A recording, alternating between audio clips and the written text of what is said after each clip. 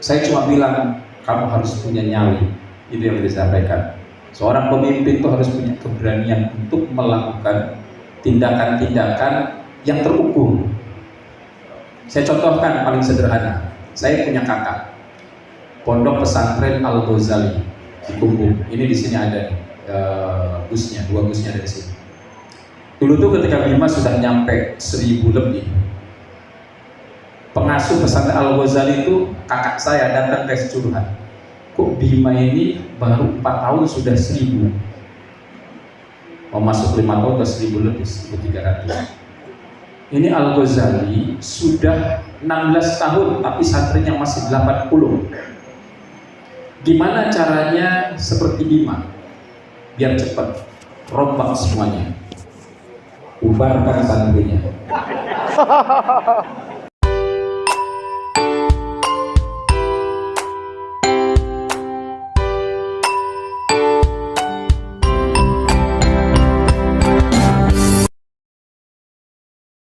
Baiklah para hadirin sekalian, Kiai, Pak Kiai, dan para ajengan yang alhamdulillah masih segar nih siang hari ini ya. Mudah-mudahan tidak bosan dan selalu semangat sampai akhir acara nih. Ya. Baiklah hadirin sekalian, luar biasa insight materi yang sudah disampaikan oleh Ayahanda Kiai Haji Mudazil LCMA dan Dr. Ubaidillah Anwar pada siang hari ini. Kita dapatkan manfaat yang luar biasa. Mudah-mudahan nanti di akhir acara banyak ilmu yang akan didapatkan. Tentunya ya mungkin ada banyak hal yang ingin ditanyakan oleh para ajengan, kiai dan para bunyai ya. Kita lanjut ke sesi berikutnya yakni Q&A atau question and answer ya, pertanyaan dan tanya jawab yang dilakukan oleh audiens para bapak ibu ya. Monggo barangkali dari para ajengan ada yang perlu ditanyakan dan diskusikan ya. Mohon sebutkan nama, instansi dan alamatnya.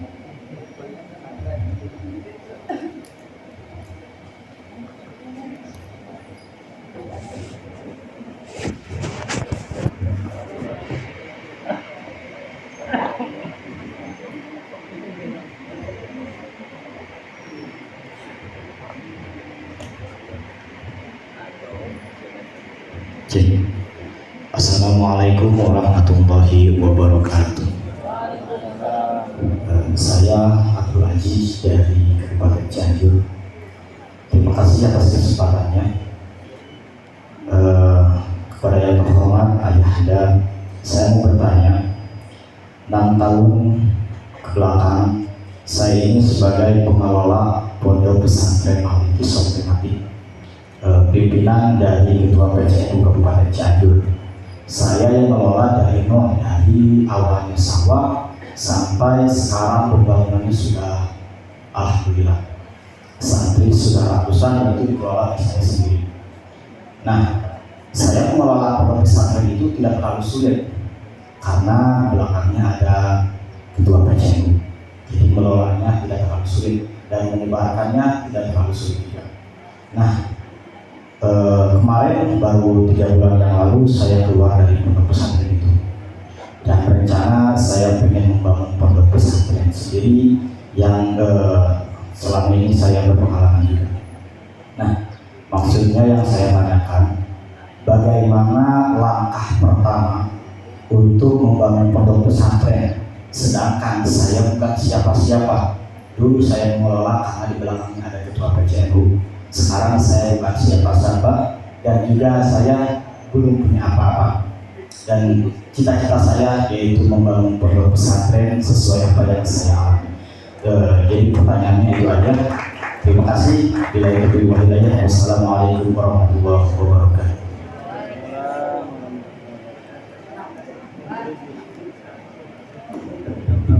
Baik, terima kasih. Silakan untuk penanya selanjutnya. Ya, silakan. Pak Kiai. Oh, bentar. Sebelah kiri dulu ya Pak Kiai ya. Ya, silakan untuk memperkenalkan diri, sebutkan nama, instansi dan asal alamatnya. Bismillahirrahmanirrahim. Assalamualaikum warahmatullahi wabarakatuh.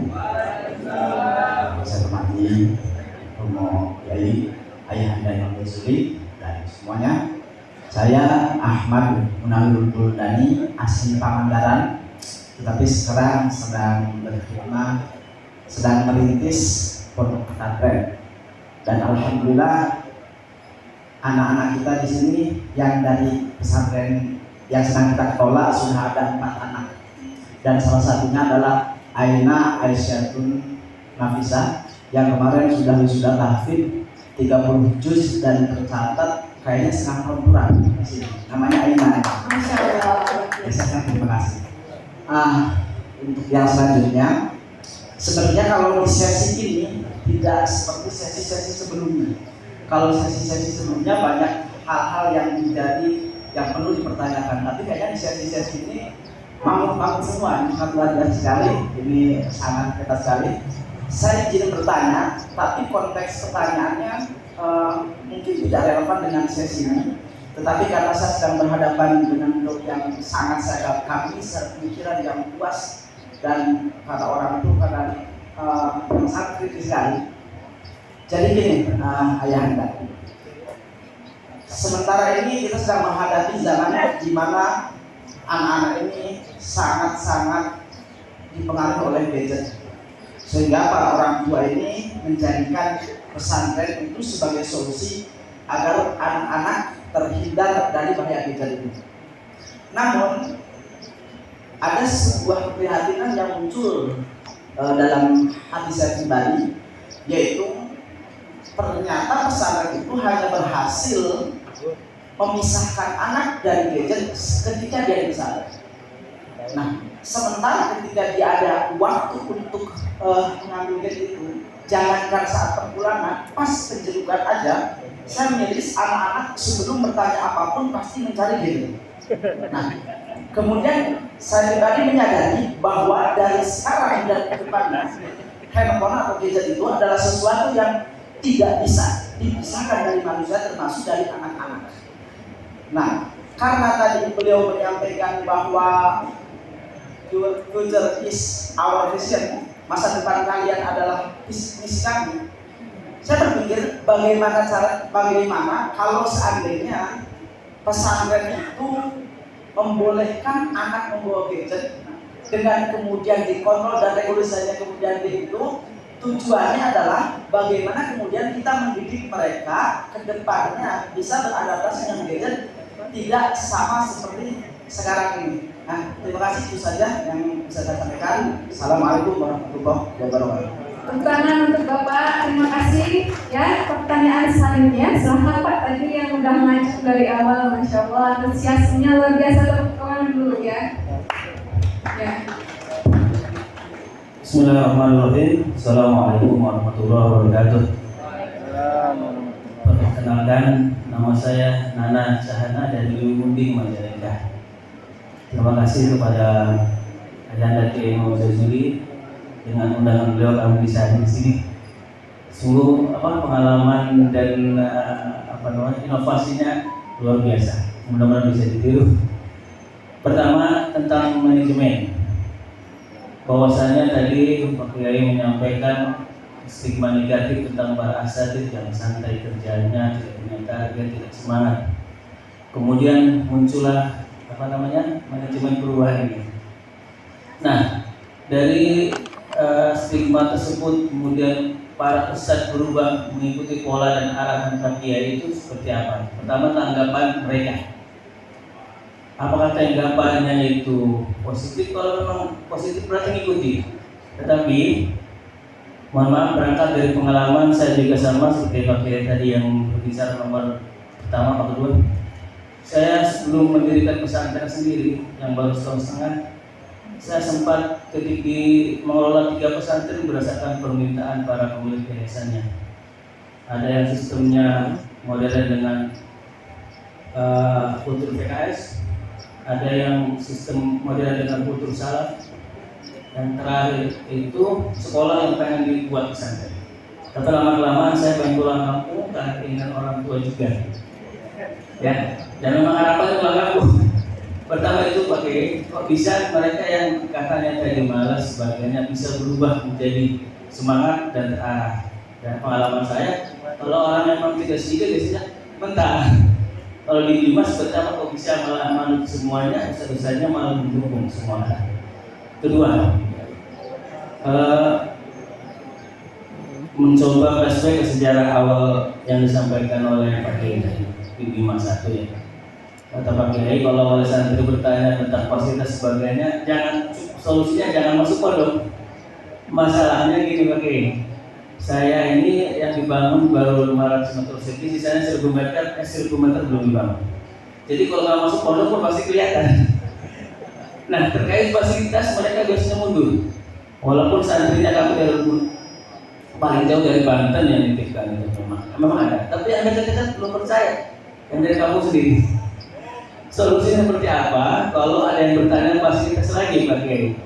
Kalau di Pak Kiai kan ada gerbangnya, saya nggak boleh masuk pondok, belum ada gerbang aja. Saya kira gitu ya. Alhamdulillah setahun setengah membangun ini dari 4 santri sekarang 12 santri, mudah-mudahan tahun ajar ini udah mau nambah lagi. Terima kasih. Assalamualaikum warahmatullahi wabarakatuh.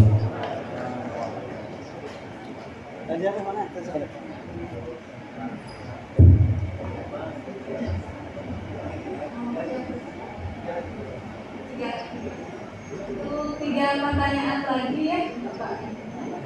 Baik, kita belum pernah menyentuh yang di belakang ini ya. Maaf ya. Ya. Ya. Silakan Pak Kiai, sebutkan nama, instansi dan alamatnya. Assalamualaikum warahmatullahi wabarakatuh. Nama saya Anas Rupaidi dari Asyauki Quran Inggris Indramayu Payai. Terima kasih atas waktunya. Yang akan saya tanyakan terkait dengan manajemen, tentunya kalau saya tadi perhatikan, inilah kelebihan daripada Bima ya, terkait dengan manajemen, penguasaannya juga tadi sudah kentara. Kalau kita lihat dengan teori Blue Ocean Strategy itu terlihat jelas bahwa apa yang diinginkan oleh pasar itu Pak Yai rupanya sudah siap untuk memberikan sebuah tawaran dari dari masyarakat. Terbukti Bima yang satu, kemudian ada kalangan menengah ke atas, itu kemudian meminta dengan kondisi yang lebih. Ternyata dari Bima itu memberikan sebuah solusi yang sangat bagus. Nah itu barangkali dari saya. Yang kedua, barangkali ini pertanyaannya Pak Yai terkait dengan rekrutmen di Bima ini. Karena begini Pak Yai, kalau saya dari kalangan warga Nahdliyin itu, mohon maaf punten-punten, kesannya kalau pesantren ataupun sekolah yang levelnya itu biasanya terkesannya kumuh begitu Pak Yai, bocor, gendengnya pada belaratan. Nah ini sehingga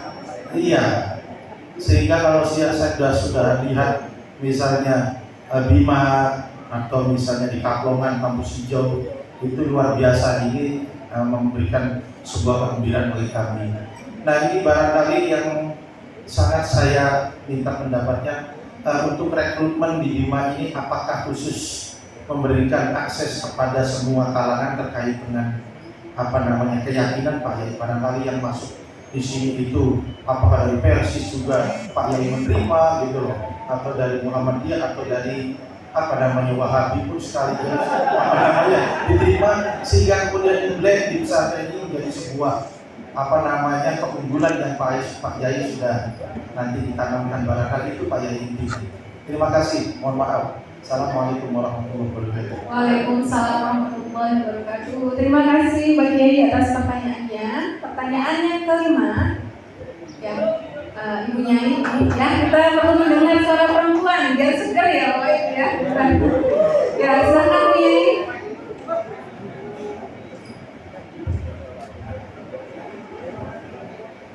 Hatur nuhun. Assalamualaikum warahmatullahi wabarakatuh. Bahagia rasanya Pak Kiai, walaupun ngantuk semua sepertinya punya Pak Kiai, termasuk saya sendiri. Tapi satu hal yang saya semangat luar biasa rasanya sudah ingin pulang.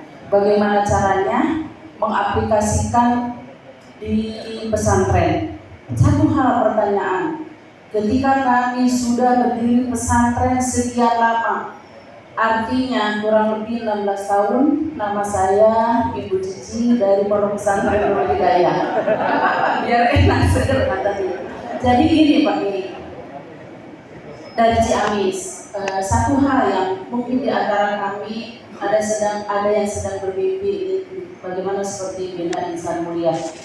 Luar biasa bagaimana manajemennya. Akan tetapi lagi-lagi kami tidak pernah pesimis, insya Allah. Akan tetapi satu hal yang kami pikirkan, SDM, terus dana, uang juga, betul nggak? Nah,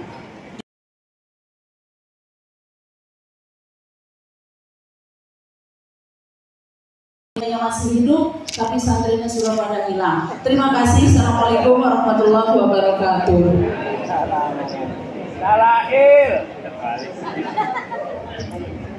Baik, Pak Kiai mempunyai satu pertanyaan terakhir dari sebelah kiri, saya kira, karena tadi belum tersentuh juga. Ya, paling belakang ya, mohon maaf, silakan. Pak.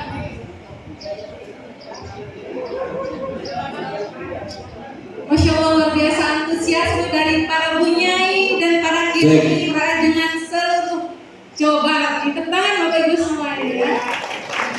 Ya, silakan sebutkan nama, instansi dan alamatnya ya. Oke. Bismillahirrahmanirrahim. Assalamualaikum warahmatullahi wabarakatuh. Al-Fakir Muhammad Nur Fauzi dari Pondok Pesantren Al-Amin Nagrak di Cikias Gunung Putri Bogor.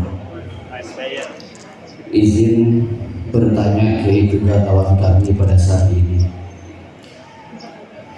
menyambung dari kegalauan ibu tadi yang hilang santrinya. Kebetulan saya sudah 3 tahun Kiai merintis pondok pesantren dari minus, bukan dari nol Kiai, sampai sekarang masih minus Kiai.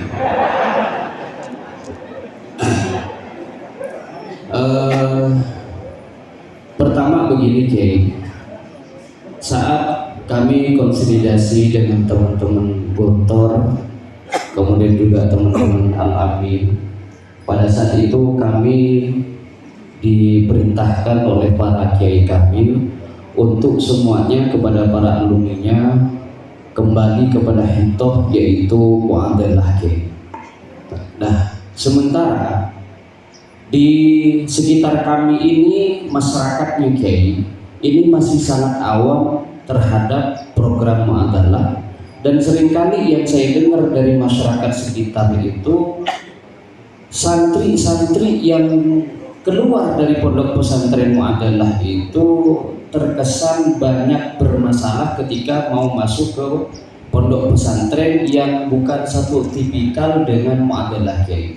Nah, sementara kami sampai sekarang masih punya keyakinan Kiai seperti antum tadi, mungkin pengen kebebasan berekspresi, bereksperimen, tidak dituntut sana sini, tapi kami ingin mengikuti perkembangan zaman, bahkan kalau bisa kami lebih maju daripada zaman itu Kiai. Akan tetapi tadi Kiai, persoalannya adalah kami sangat apa istilahnya, masyarakat kami apalagi di sekitar kami ini sungguh sangat belum begitu paham terhadap mu'adalah tadi Kiai. Mohon arahan kira-kira bagaimana Kiai untuk masyarakat ini mengenal kepada program kami, yaitu program mu'adalah atau KMI atau TMI tadi Kiai. Karena kami masih sangat yakin apa yang diisyarahkan oleh kiai-kiai kami, insya Allah itu membawa berkah dan itu akan berdampak positif terhadap pondok pesantren kami. Saya kira begitu Kiai, curhatan dari saya. Mudah-mudahan bermanfaat. Terima kasih. Jazakumullah khair. Assalamualaikum warahmatullahi wabarakatuh.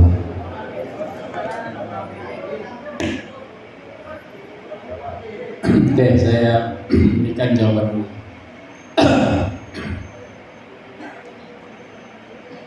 Bismillahirrahmanirrahim, Bapak Ibu semuanya. Saya mungkin pengen menjawab, tetapi sesuatu yang nyata, yang bisa dikonfirmasi oleh Bapak-Bapak semuanya. Jadi keluhan-keluhan tadi pernah saya dengar dari beberapa orang yang membangun pesantren. Dan saya cuma bilang, kamu harus punya nyali, itu yang disampaikan. Seorang pemimpin itu harus punya keberanian untuk melakukan tindakan-tindakan yang terukur. Saya contohkan paling sederhana. Saya punya kakak, Pondok Pesantren Al-Ghazali di Kumbung. Ini di sini ada busnya, 2 busnya dari sini. Dulu tuh ketika Bima sudah nyampe 1000 lebih, pengasuh pesantren Al-Ghazali itu kakak saya datang ke curhat. Kok Bima ini baru 4 tahun sudah 1000, mau masuk 5 tahun ke 1000 lebih, 1300. Ini Al-Ghazali sudah 16 tahun tapi santrinya masih 80. Gimana caranya seperti Bima biar cepat rombak semuanya, bubarkan santrinya? Ini serius, boleh dikonfirmasi di sini ada. Bubarkan santrinya. Kenapa? Karena santrinya itu dia menerima santri yang sekolah di MTS lain, tapi nyantrinya di pondok pesantren situ. Saya bilang itu berat. Bagaimana meningkatkan santri dari sekolah yang jauh dari situ? Rubah caranya sederhana, bubarkan santrinya, bikin pesantren baru, bikin sekolah, ya SMP dulu. Hal-hal yang sulit duplikasi di pesantren. Langsung kop suratnya segala rupa perizinan itu diberikan, tinggal diganti nama. Ini yang di sekolah, di pesantren harus semua beresin. Di sini ada ibu kalau mau minta datang, ini sudah Zahron, bagian penanganan pesantren. Kalau perizinan apa saja, urusan sekolah apa saja ada di sini. Ada kop ada awal proposalnya, tinggal kasih nama. Itu proposalnya kasih nama. Bereskan semuanya, sistemnya begini, silakan kalau ada apa konsultasi. Boleh dicek, sekarang santrinya sudah lebih dari 1000. Ya. Perlu keberanian. Karena kalau mau melakukan itu jangan nanggung. Setengah dikit-dikit nggak bisa. Brandingnya harus diubah. Ini sekolah berbasis pesantren, bukan sekedar pesantren. Kenapa? Tren di Jawa Barat itu namanya pesantren tanpa sekolah. Itu tinggal nunggu waktu saja. Mungkin belum mati, tinggal nunggu waktu saja. Ini trennya. Kita bicara tren. Tren itu nggak bisa dilawan. Ya. Jadi saya bilang bikin sekolah langkahnya. Ini contoh. Bisa dibuktikan. Ada lagi pondok pesantren di sini ada nggak? Kiai Ustaz Rahman pondok pesantren ya siapa tuh? Darul Rahmah. Ada kiainya. Nah, Kiai Darul Rahmah ada di sini. Dulu sama dengan yang tadi yang dari PCNU. Sama juga yang tadi mana yang baru mulai itu. Ada mirip yang baru mulai. Dia lama belajar manajemen di sebuah pesantren, di sebagai salah satu pembina di sebuah yayasan. Karena kolektif. Ini saya bilang, saya udah wanti-wanti kalau kolektif bahaya lembaga yayasan. Kalau belum maju masih bersama, kalau sudah maju berpecah belah. Karena kadang-kadang ngomongin gunimah jadinya kan. Kadang-kadang ini orientasi sebagai orang. Akhirnya ada konflik, misalkan kalau konflik kita nggak tahu mana yang salah, tapi akhirnya dikeluarkan dari pesantren tadi, coret. Datang ke saya bilang bersyukur kamu keluar sekarang. Kamu sudah banyak belajar dari pesantren tadi. Kamu tahu bagaimana caranya rekrutmen santri, manajemen, pengelolaan, bagaimana leadership di situ udah tahu semua. Gak usah khawatir kamu keluar, kamu pasti jadi. Bangun saja sendiri, itu lebih bagus. Saya bilang yang seperti sampean itu bukan satu, banyak saya bilang. Polanya begitu lah, nggak jauh pola. Tapi ketika dia akan bangun, dia pasti jadi saya bilang. Kenapa? Karena ilmumu sudah nyampe sebetulnya. Tapi saya nggak punya apa-apa, Kiai. Saya bilang, siapa bilang kamu nggak punya apa-apa? ilmu itu lebih tinggi dari apa yang dimiliki. Pengusaha saja banyak yang gagal bikin sekolah, bikin pondok pesantren. Sekarang tuh banyak pengusaha bikin pondok pesantren. Saya nggak tahu orientasinya apa, tapi nyatanya tidak berhasil. Macam-macam itu.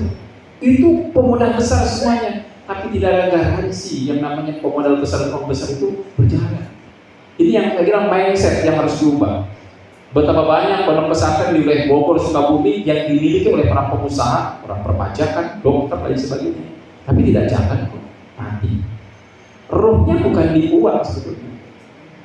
Saya bilang kamu gak usah khawatir, justru banyak orang yang memulai dari nol tapi berhasil. Ya,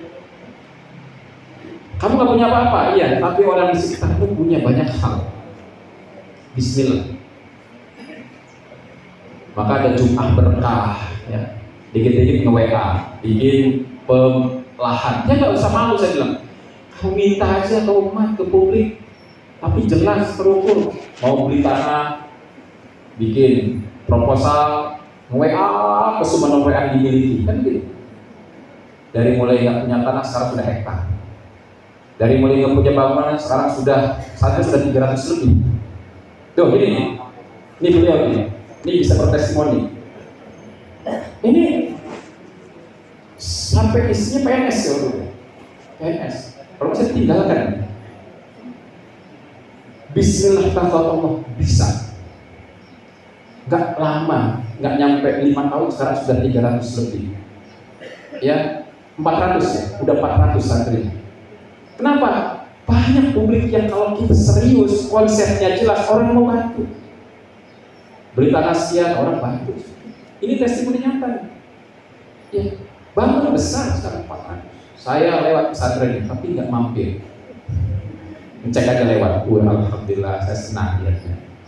Ya, kenapa? Bikin sekolah, ilmunya sudah dapat, bisa. Saya bilang asal punya Tuhan, kalau nggak punya nyali nggak bisa. Kita jangan malu.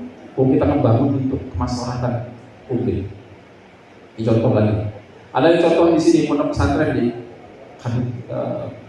Sindang Jawa sama. Saya punya santri 40, udah berapa? Udah 11 tahun. Bubarkan santrinya. Jadi sering-sering bubar dan dilaksanakan alhamdulillah.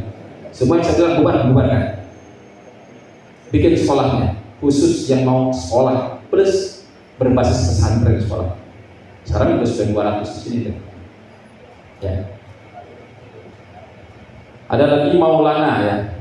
Pengurus RMI juga, yang pengurus RMI Jawa Barat. Bahkan dia datang ke saya pengen bikin pesantren, saya pengen tirakat. Dia ikut tirakat ijazah pertama dengan saya. Saya bilang ijazahmu itu nggak laku kalau kamu nggak berani. Kenapa? Ngawang-ngawang, berani yang buka. Bukannya apa? SMP dulu. Udah buka aja. Namanya apa? Namamu siapa? Maulana, kasih namanya Yayasan Maulana. Namun sekarang udah lemah pendidikannya ada, santrinya juga banyak dan banyak lagi kalau saya contohkan. Kenapa? Karena saya itu kalau ada orang konsultasi saya buka semuanya lembaga pesantren ini. Kalau orang bilang ini kok dapur 5 dibuka semua, kata Ustaz Pak jadi dibuka semua, buka semua biar mereka maju semua pesantren-pesantren. Kita sedang berdakwah kalau bersama-sama akan semakin mudah. Kita bangun generasi kalau sendiri berat, tapi kalau yang satu visi, ayo kita bangun generasi itu mudah. Ya. Dan banyak banget saya mendampingi, ya. Itu sampai saya mau bikin itu PNS itu kan PNS. Saya mau bikin pesantren ini gimana? Hak notarisnya udah bilang suruh tuh solihin nagihnya ke bagian keuangan Bimak saja. Ya sih semua. Jadi saya minta bagi yang memulai harus berani. Saya nggak punya apa-apa, loh orang tuh bangun pesantren nggak punya apa-apa kok banyak. Tapi yang penting ikhlas lurus. Ya ustadznya nggak boleh ikhlas, tapi pengasuh harus ikhlas. Ini yang masalah. Pengasuhnya dan ikhlas masalah besar. Pengasuh harus berserah pada Allah. Masa sih kita ini dididik di pesantren nggak percaya, sudah tak korban Allah. Walani sa'alani la'ibiyanahu. Gara-gara kita tidak yakin kita nggak ditolong gitu. Tidak yakin, coba yakin totalitas. Tapi langkahnya harus jelas kayak tadi. Kalau bilang saya punya pesantren, ada sekolahnya enggak? Udah nggak usah panjang-panjang, 10 tahun akan kayak gitu. Kecenderungannya sudah berubah. Ya, maka tadi ada istilah muadalah. Muadalah ini kan problem, solusi dari problem yang dihadapi. Ada orang masuk pesantren kebingungan, pengen masuk kampus nggak bisa gitu kan. Maka Kemenag memfasilitasi dengan program namanya PDF ya. PDF, dan sebagian pesantren salaf sekarang dikasih ijazah, pesantren yang modern dikasih ijazah, di mana ijazahnya setara dengan tingkat SMA, SMK ataupun aliyah. Itu nggak apa memilih mana saja. Cuma kecenderungannya orang lebih mudah, anak-anak masuk apa SMP itu lebih gampang. Kayak saya suruh memberikan arahan, saya bagusnya masuk MTS atau SMP. Bukannya MTS atau SMP, saya bilang SMP, jangan MTS. Loh, kenapa SMP? Ini pasar yang kita hadapi. Kalau dalam bisnis pasar, anak-anak aja lebih bangga kalau dia di SMP ketimbang di MTS. Entah kenapa gitu, padahal pelajarannya sama, bahkan ada lebih. Tapi nggak tahu anak sekarang itu di mana? Ya sekolah. MTS, oh iya itu sama lah, pokoknya jadi beda anak sekarang ini. Ini kan yang milih pendidikan itu kalau dulu orang tua.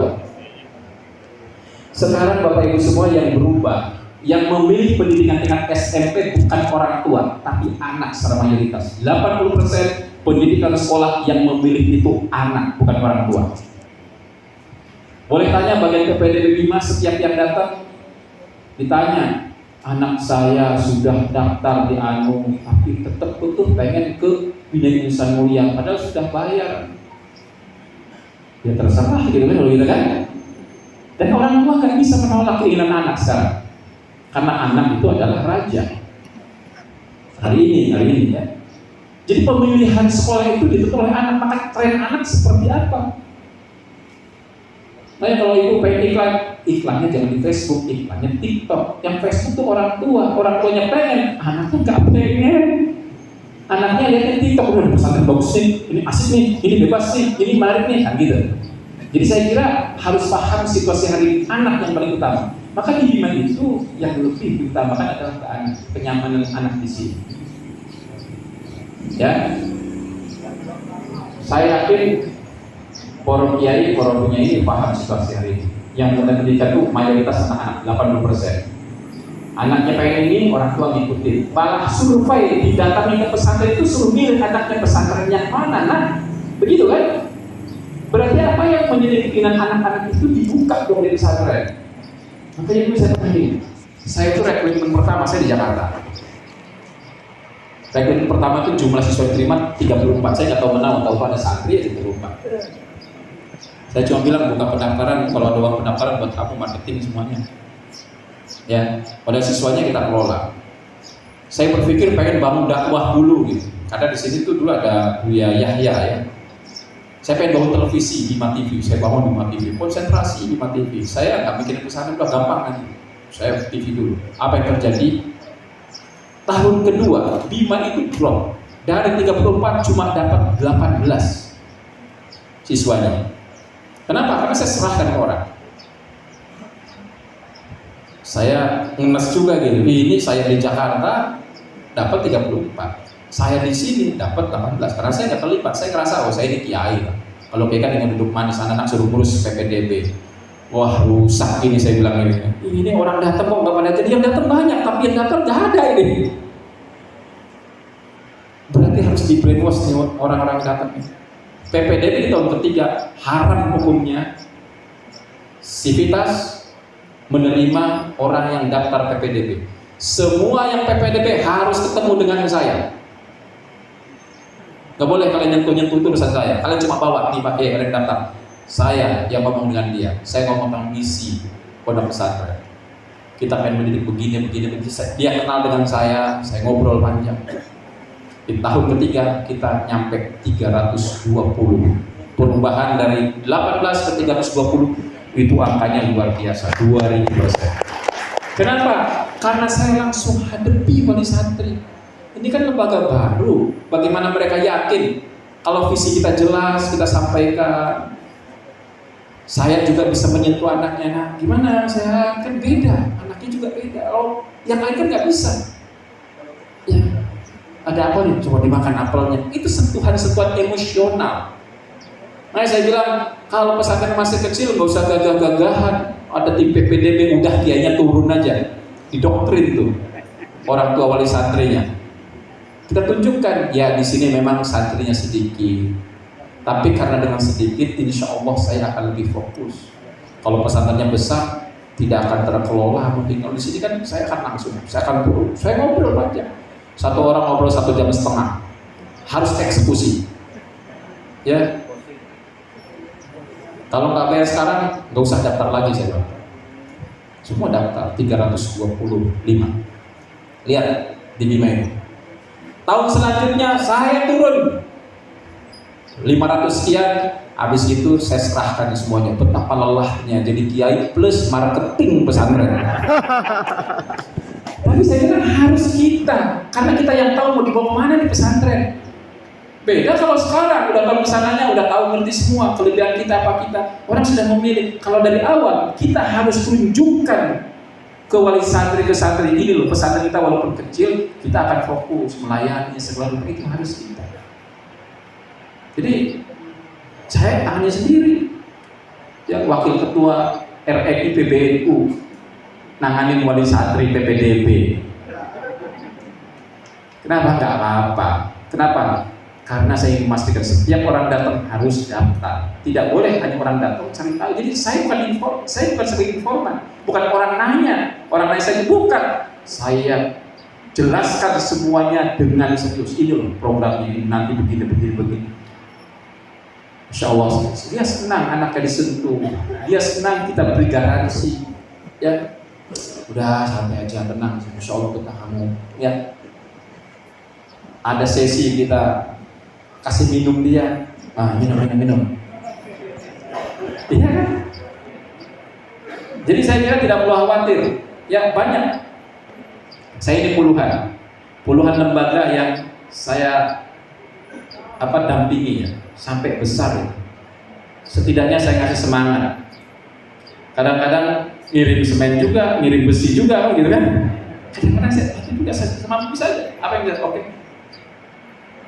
Buat saya yang penting itu pesantren maju itu paling penting. Coba ya sampai saya tuh lihat ada seorang kiai datang ke saya sedih dia tuh, ya Allah saya tuh gerbangnya ditutup. Kenapa? Karena saya mau buka pesantren sama pesantren sebelahnya. Ajaib, untung sahabat saya bilang kamu jauh-jauh ke Mesir belajar agama kok begini perilakunya, kamu ngapain yang bikin lembaga sih? Dia mau dakwah kenapa dihalangi? Saya ngobrol, bongkar lagi, dibongkar. Saya ngalamin ini ada disorientasi dari pengasuh pesantren karena kompetisi itu. Wah, jangan sampai dia membantu, jadi dihalangi. Saya bilang, justru kita harus bantu, kita dorong pesantren itu. Ya. Makanya saya ini banyak banget kalau hari Jumat, saya kan terima sowanan dari semuanya. Yang konsultasi apa saya terima.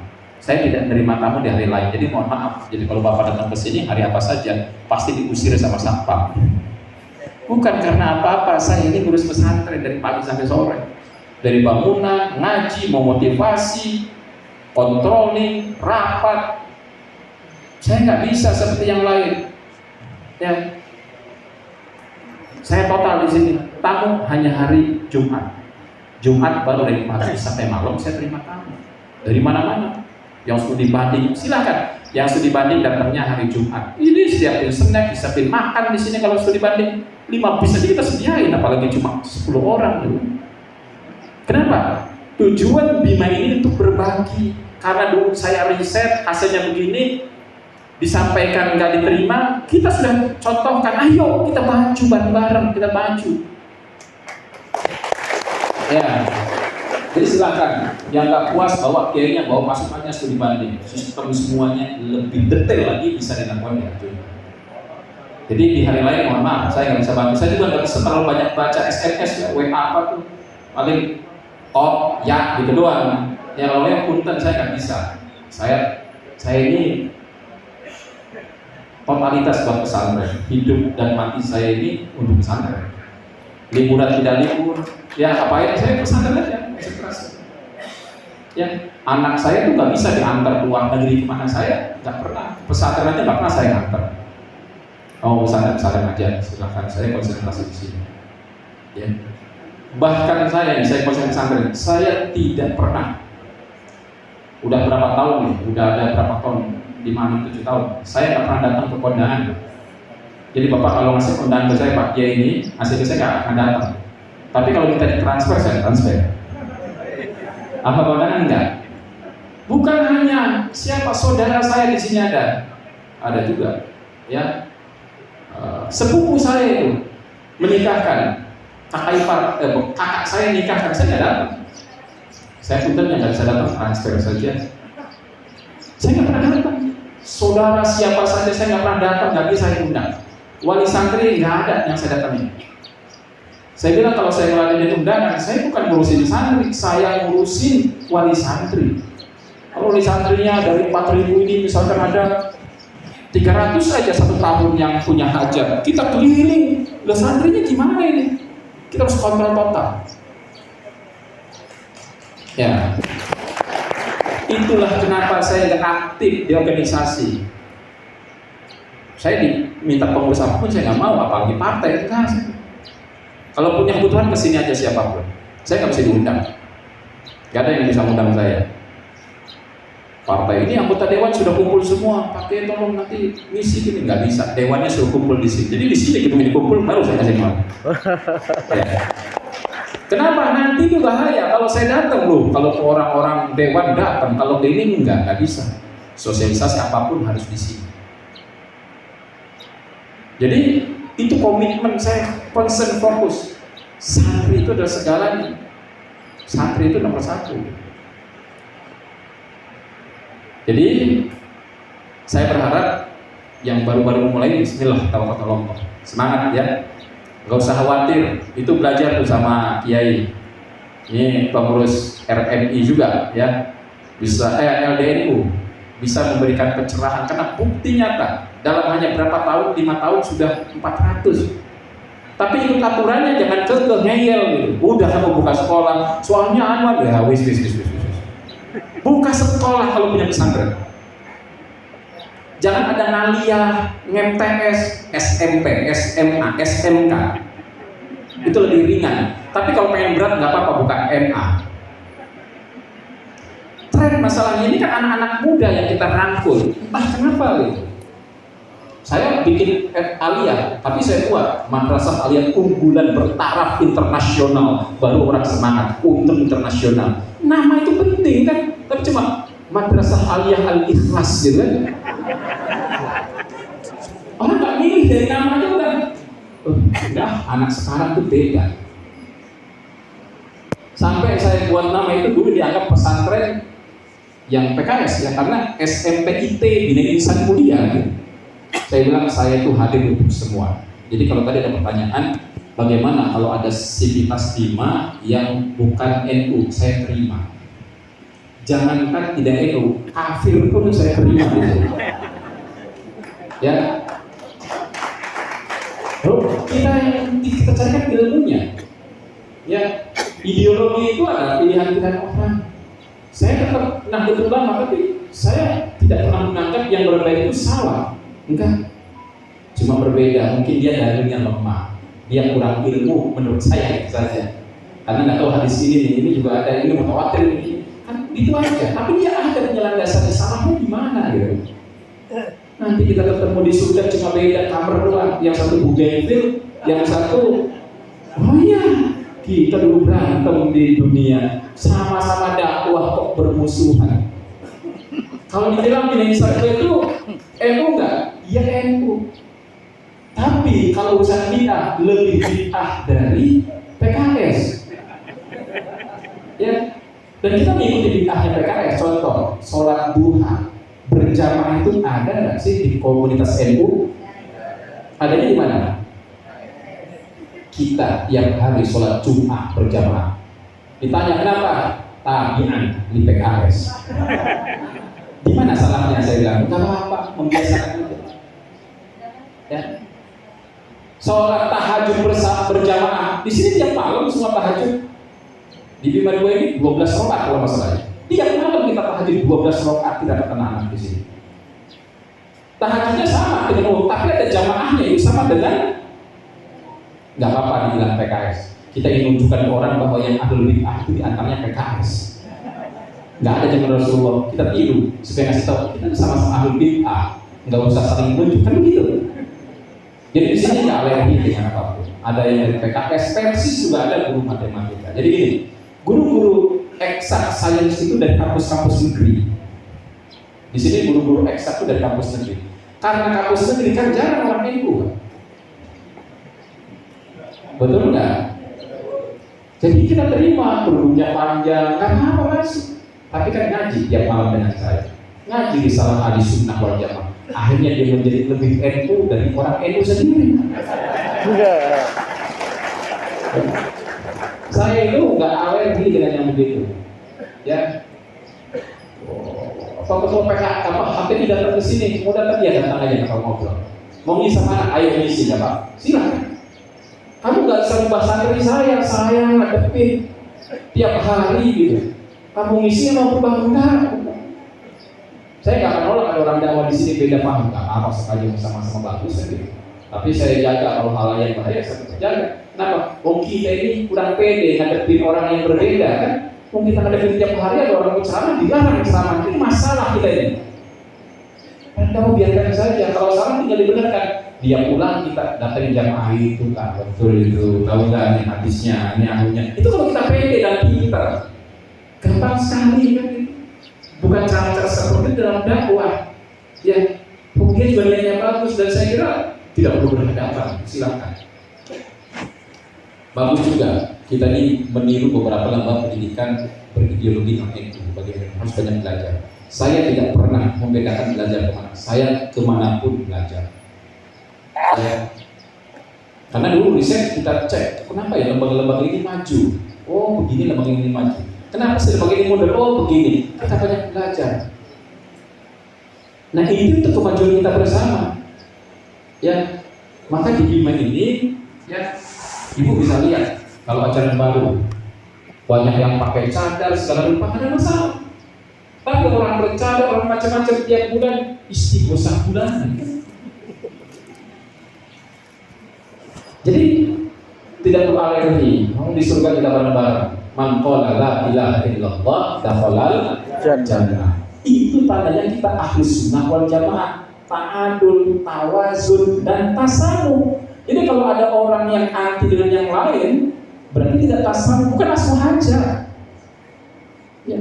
Kita ini sebetulnya aswaja definisi sangat jelas, mengikuti 4 mazhab, Syafi'i, Hambali, Hanafi, Maliki. Itu namanya aswaja dalam fikih. Ya, dalam fikih dalam fikih. Tapi di kita ini seolah-olah aswaja itu Syafi'i. Kalau nggak Syafi'i bukan aswaja. Contohnya, ada orang kagak kunut. Oh itu bukan aswaja. Loh, gimana bukan aswaja? Saya bilang tuh. Oh, Imam Malik kagak kunut, sedang bukan. Berarti bukan aswaja kalau begitu. Itu pendapat para imam berbeda-beda. Ya. Tapi kita juga bilang, kita juga nggak Syafi'i tulen. Enggak Syafi'i tulen juga. Buktinya apa? Kalau tawasul, kata Imam Syafi'i nggak nyampe. Kata Imam Hanafi mungkin nyampe, mungkin enggak. Kenapa? Kayak ini nitip ke tukang pos kan gitu. Artinya masalah-masalah furu'iyah itu jangan dibawa ke hal ideologi kan gitu. Seolah berbeda, ini sudah ada. Jadi saya minta kita lebih toleran. Tidak perlu dimusuhi yang berbeda. Yang terpenting adalah berkompetisi dengan sehat. Apa hubungan kita tentang dakwah dengan fokus? Jangan salahkan orang lain ketika orang lain maju kita mundur, tapi salahkan kita kenapa kita tidak lakukan evaluasi dan melakukan perubahan. Ya, jadi itu saya kira masalah yang terakhir adalah masalah fasilitas. Ya. Itu yang saya sampaikan. Ya, seperti saya sampaikan, fasilitas yang minimum itu jangan menghalangi. Semua yang memulai, ini beliau ini juga memulai dari fasilitas minimum. Ya, saya tahu fasilitas yang minimum. Yang penting ada ruangan, ya. Bahkan saking dahsyatnya ini pemberani beliau ini. Baru bikin SMP tahun ini sudah bikin SMA, sudah bikin SD, langsung semuanya dibuat. Hebat memang, top. Semakin banyak lembaga yang kita buat, peluang saya semakin banyak. Gak usah takut. Minimal ada 3 lokal, SMP 1 lokal, SMA 1 lokal, ya, SD 1 lokal dulu. Tahun depan ya kita buat lagi. Kan gitu, harus berani. Ya. Lo MBMB kan banyak, tinggal kita bubarkan saja di sekolah.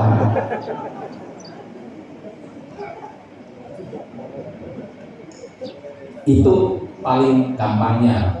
Jadi fasilitas jangan menjadi penghalang. Semua dari zero berkembang dengan cepat. Ya, minimal syarat pesantren itu syarat yang pertama. Syaratnya dalam undang-undang pesantren pertama ada kiai. Tentu harusnya ada bunyai yang biar aman. Kalau ada pakai nggak ada bunyai, bahaya santrinya. Yang kedua ada tempat ibadah, musola. Syaratnya yang kedua. Yang ketiga ada santrinya. Dan definisi pesantren minimal 5 santri itu sudah jadi pesantren. Masa nggak bisa jadi santri 5 gitu kan? Yang selanjutnya ada kurikulum kitab kuning. Itu syarat pesantren itu sederhana. Ya, makanya ditentang dulu oleh pesantren modern. Pesantren modern kitabnya kuning putih kan gitu kan. Yang penting isinya sama kan begitu kan? Definisi itu warnanya beda tapi yang penting kan isinya sama, fikih-fikih juga. Ini contohnya. Jadi saya kira itu, dan mau tidak mau yang mau bikin pesantren pastikan Anda sekolahnya. Jangan pernah berharap kalau tanpa sekolah di Jawa Barat ini bisa besar, berat, mati ya. Ya, mungkin saya provokatif, tapi saya sampaikan apa adanya. Karena yang konsultasi bukan 1, sudah ratusan begini. Tanpa sekolah itu berat banget. Kenapa perlu ada sekolah? Karena kalau ada sekolah juga, ini bagi yang mau merintis, itu ada namanya BOS, bantuan operasional. Hitungannya begini, kalau Anda punya sekolah SMP, punya santri 100, ya, bosnya berarti berapa? 1 juta orang ya? Berapa? Berapa? 1 tahun 1 juta kan? 1 juta. Kalau siswanya 100, berarti dapat berapa? 100 juta dibagi 10 bulan, masih 10 juta operasional per bulan buat guru dan sebagainya. Itu masih ada. Ya, artinya sekolah itu bisa mengamankan operasional minimum. Ya, kalau ada sekolah siapa yang backup? Pemerintah menyiapkan. Nah ini yang harus dipahami, jadi harus berbasis sekolah. Jadi saya kira itu, saya minta semuanya punya brand bangun sekolah sebanyak mungkin. Kalau perlu bangun pinggir pesantren di Tanggul ya. Gak apa-apa, kan lebih mudah mengenalkannya. Dilewati ini pesantren bagus. Ya, saya tidak pernah menganggap yang lain itu saingan. Ada kiai yang sekarang punya MD, saya bilang kiai, MD-nya kembaliin aja lagi lah. Udah ganti sekolah aja, nanti saya bantu. Tapi kayaknya nggak mau, tapi saya nggak mau. Saya bilang, ini saya kalkulasinya ini, yang penting bisa hidup sama Pak. Jadi saya minta berani, Bismillah. Ya, siap semuanya? Nah, iya. Udah lama, ya kan? Mikir, udah sekarang Bismillah. Nah, makanya harus ada testimoni tadi, nanti ketemu dengan orang-orang yang sudah coba merintis. Dari mana mulainya dan bisa ya. Sekarang sudah berapa tanahnya? Udah berapa hektar? Udah 5 hektar. Ya, modalnya apa? WA gratis doang. Saya pun sering dapat kiriman WA-nya. Jumat berkah gitu. Itu nggak gampang gitu. Ya, itu contoh. Loh, ada orang malah iklan tiap hari, infak sodako. Nah dia aja malu yang sudah begitu besar. Lah kita ini masih kecil mau merintis. Kenapa? Kita malu, nggak apa-apa. Mau ngajak orang masuk surga, ayo naik mobil, ini mau jalan ke surga. Kenapa kita yang malu? Harusnya mereka beruntung dikasih tahu ini ada jalan menuju surga. Masuk semuanya. Yang mau masuk surga Firdaus, saya masuk. Berikan infaknya gitu kan. Jadi saya kira itu tidak perlu takut. Yang banyak masa itu nyalinya nggak ada. Jadi pulang dari sini budein nyalinya. Dia bubarkan MD-nya, ganti pesantren, lebih manfaat. Kenapa kita kelola ngajinya benar, tatanannya benar, rapihin semuanya. Ada sekitar 5 MD yang sudah saya bubarkan. Ada, ini bilhak. Saya bubar aja. Ya, ada guru kepala sekolah MD juga yang saya suruh keluar, udah kamu keluar. Dia datang ke saya, sedangkan istrinya nangis, dia wali santri Bima. Saya bilang, kamu ini di MD nggak dapat pahala, dosa kamu. Kok saya dosa? Iya. Saya tanya sama kamu belajar usul fikih nggak? Belajar. Guru pesantren di mana? Dia sebutin salah satu pesantren yang besar. Tahu nggak? Kalau ngasih nafkah sama istri, sama anak, hukumnya apa? Wajib. Bagi suami itu wajib hukumnya. Sekarang anakmu susah berpendidikan, istrimu nangis nggak bisa makan. Kenapa? Karena kamu mau milih tetap ngurusin madrasah diniyah. Saya bilang, padahal madrasah diniyah itu nggak fardu ain, itu fardu kifayah. Kalau kamu tinggalkan masih banyak yang lain yang bisa, ada yang PNS, ada biarin dia suruh ngajar situ. Ada lebih digaji sama desa, suruh dia ngajar. Tinggalin aja saya bilang. Nanti gimana? Gak usah gimana, bukan tanggung jawab. Kamu lagi ngajar tuh dapatnya dosa bukan pahala. Kenapa? Istrimu ditelantarkan, anak tuh ditelantarkan. Kamu ngurus yang bukan kewajiban kamu. Ada yang lain yang bisa gantikan, yang secara ekonomi. Dia tinggalkan. Sekarang apa? Jadi bos bebek. Saya ngirim bebek, alhamdulillah pakai sekarang bebek. Saya bilang, tapi ingat, kamu sudah maju. MD-mu itu diurus, nggak usah ngajar kamu, kasih duit. Alhamdulillah saya ngirim 500.000 buat gaji, katanya. Bener, cukup ngirim gaji saja. Jadi saya bilang kita harus berani melakukan perubahan-perubahan besar, ya. Tapi ya kalau kita bisa, kenapa harus merombak MD? Kasihan, ya. Nanti kalau sudah besar MD-nya dihidupkan nggak apa-apa. Ini bagi yang punya MD, yang punya madrasah, yang punya sekolah pengen di pesantren, sekolahnya dirubah, harus berani. Mulai tahun ini hanya menerima siswa baru yang berasrama saja. Harus pesantrennya enggak, kita nggak terima, harus berani. Kalau nggak gitu, yang rusak siapa? Pesantrennya akan rusak. Ya, berat membangun bolak-balik digabung dengan yang pesantren, nggak akan besar. Tantangannya berat banget. Bisa, iya, tapi sangat berat sekali. Saya kira pertanyaannya itu ya, nggak jauh ya. Nah ini ada satu lagi maaf ya. Ikut asatid, ya. Apa asatid ini gimana? Kok bisa nurut? Misalkan. Saya bilang bukan asatid nurut, kita punya visi yang sama, kita punya misi yang sama. Semua asatid itu misinya apa? Ya sukses dalam hidup. Kalau dia pandang kita berjuang ini juga untuk kesuksesannya, lalu kenapa dia harus menolak? Ya, saya bilang kepada asatid dan sivitas, kalau kalian nggak cocok di Bima, tinggalkan Bima, banyak lembaga lain yang lebih bagus. Tapi kalau Anda mau di Bima, harus ikut aturan Bima. Konsekuensinya, sistemnya yang kita jalankan. Kamu yang sistem keluar, saya lebih nyari orang lain. Ya, hubungan kita tetap baik, kita saudara, tapi hubungan profesional nggak bisa kita lakukan kalau Anda tidak mau bersama Bima.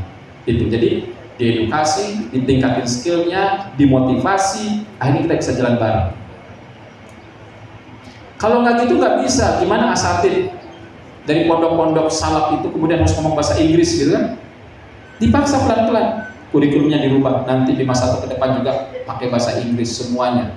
Jadi pelan namun pasti dipaksa. Ustadz Bima itu dulu banyak perokok kan, tapi saya sudah tidak pernah melihat ustadz satupun yang merokok selama 10 tahun. Ya, saya bilang udah kamu gak usah merokok, merusak atau merusak kesehatan, biar saya wakilin saja. Jadi Bima ini yang merokok cuma saya sendiri, yang gak ada yang merokok asal itu. Ya, udah biar saya aja. Ya.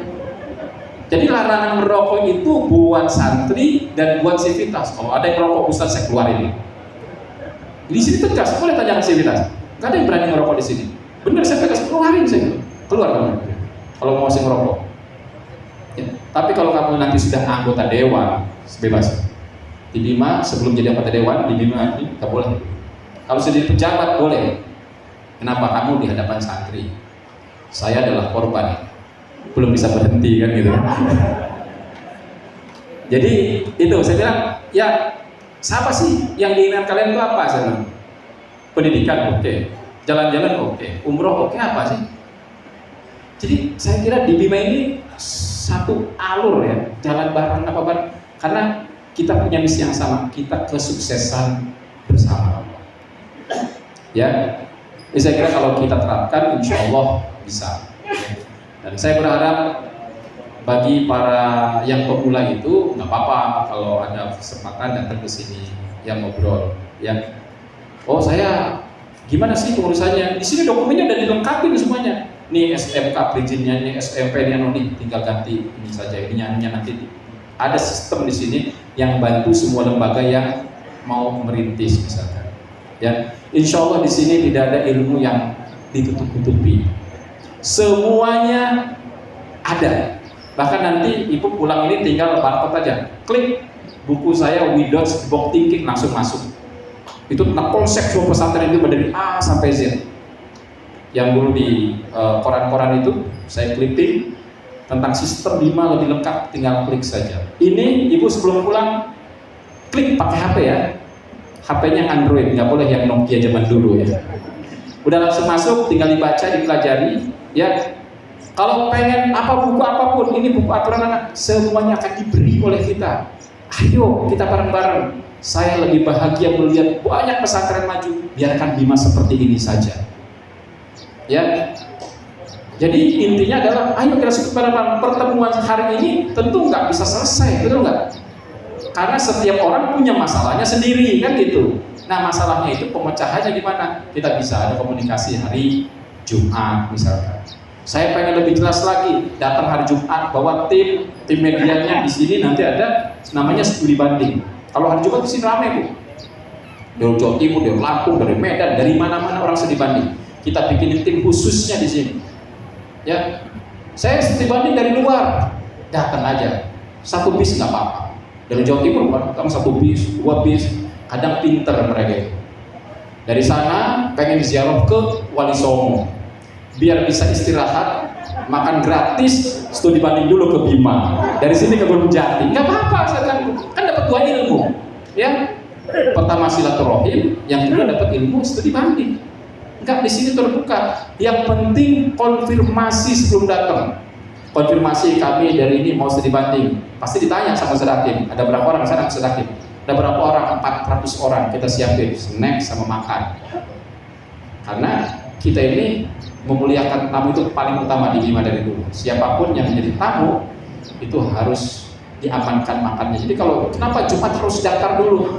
Lah kita kan nyiapin masakan, makan, snack harus aman. Orang mau sowan nggak dapat makan, belum makan bahaya kan? Jadi harus makan, harus aman, apa harus aman. Makanya konfirmasi dulu berapapun akan kita terima. Tapi harinya di hari Jumat. Jadi saya pengen kita bersama.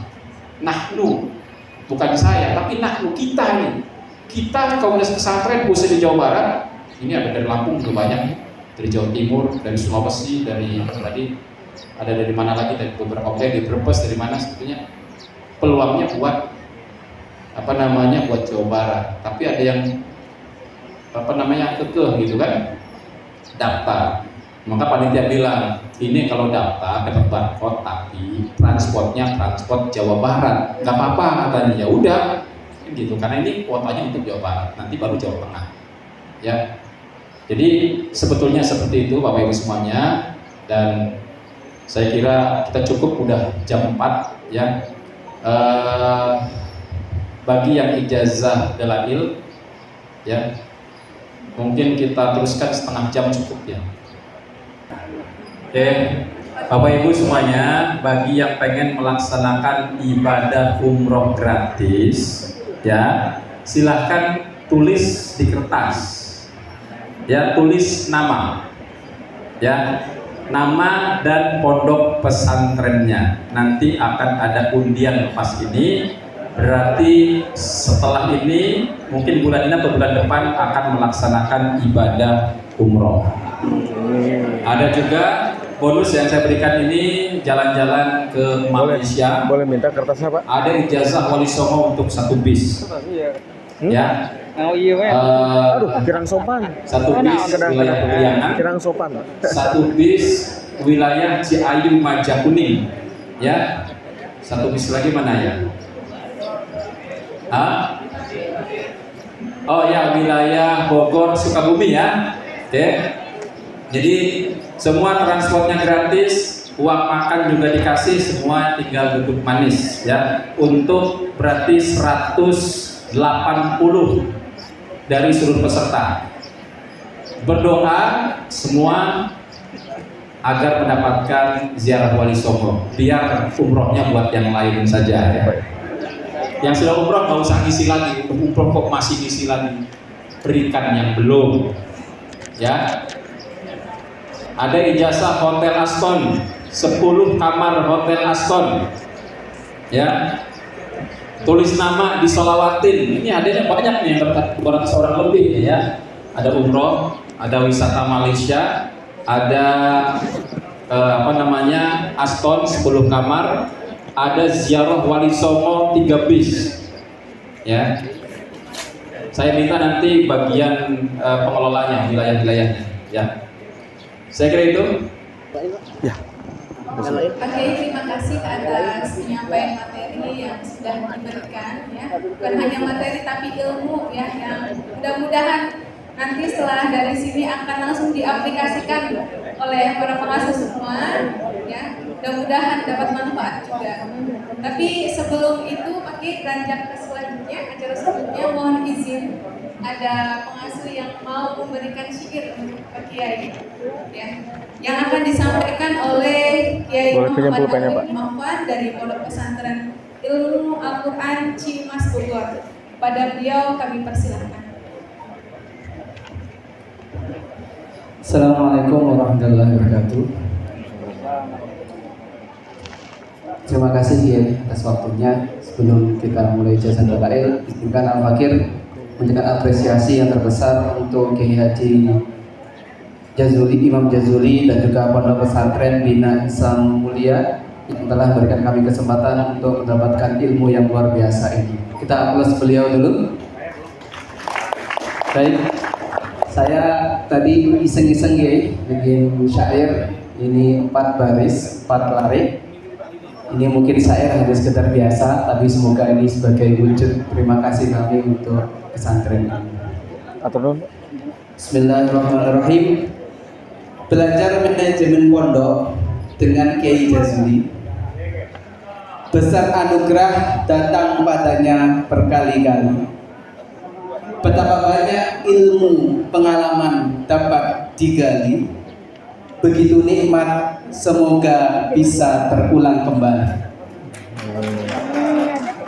Hadir di workshop pengembangan pesantren, hati senang raih materi dari pakar kompeten. Hasil itu bisa diraih karena berkah konsisten.